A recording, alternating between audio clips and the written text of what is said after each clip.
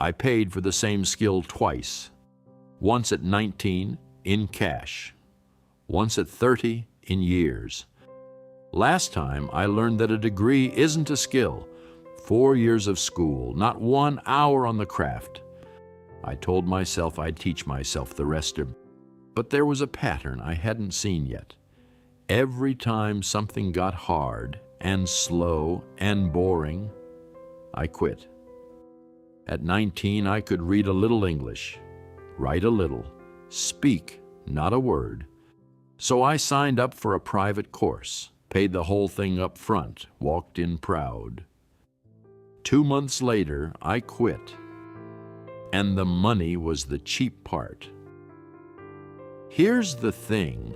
Signing up was the smart move. English was the language everything good was written in, the films, the books, the internet, the jobs that actually paid. I knew that even at 19, a real teacher, a small class, twice a week, paid in advance.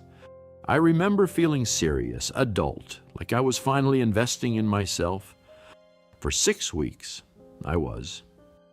The first weeks were great. New words, new sounds, a little win, every class. Then it got hard. The grammar stopped making sense. The words stopped sticking. Speaking out loud made me feel stupid in front of strangers. The little wins dried up and the work got slow. And slow is the part nobody warns you about. So I started missing classes. 1, then 2, then I just stopped going. And I had a perfectly reasonable story for it. I was busy. The teacher was boring. I'd pick it up later, on my own. It didn't feel like quitting. It felt like a sensible pause. That's the trick quitting plays on you. It never announces itself. It just feels like a good excuse. And that's where the real cost showed up. Within a year, the little English I'd built was gone. The money gone too. I'd bought 2 months and thrown the rest away. But the money wasn't the real price. The real price was the lesson I taught myself. When things get hard, I'm allowed to walk away.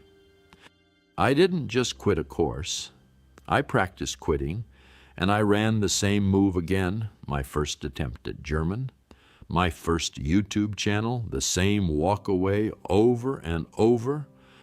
Every quit is a small deposit into a habit, and that account compounds. I did learn English years later in another country with no teacher and no class, because this time I'd drown without it. The same skill I walked away from at 19, I bought all over again at 30, full price. If I could sit next to that 19-year-old skipping his class, I'd ask him 3 questions. 1, is this actually too hard or just slow and boring right now? 2, what does quitting really cost? Not today, but after 5 years of quitting like this. 3, if you push through only the boring part, who did you become? He didn't ask. He told himself a reasonable story and walked out. The receipt said paid. It was lying. I'd only made the down payment. The boring part I ran from was small, a few more months of feeling stupid in a little classroom. Instead, I paid with years. Quitting doesn't cancel the bill. It just mails it to you later, with interest. So, before you quit the thing that just got boring, the course, the gym, the project, ask the one question I didn't. Is it really too hard? Or is it just slow right now? And right around this time, something happened that made me want money more than anything in my life. For the first time, I fell in love. I still remember the exact thought, standing there with empty pockets. If I had money, maybe she'd be mine. That's next time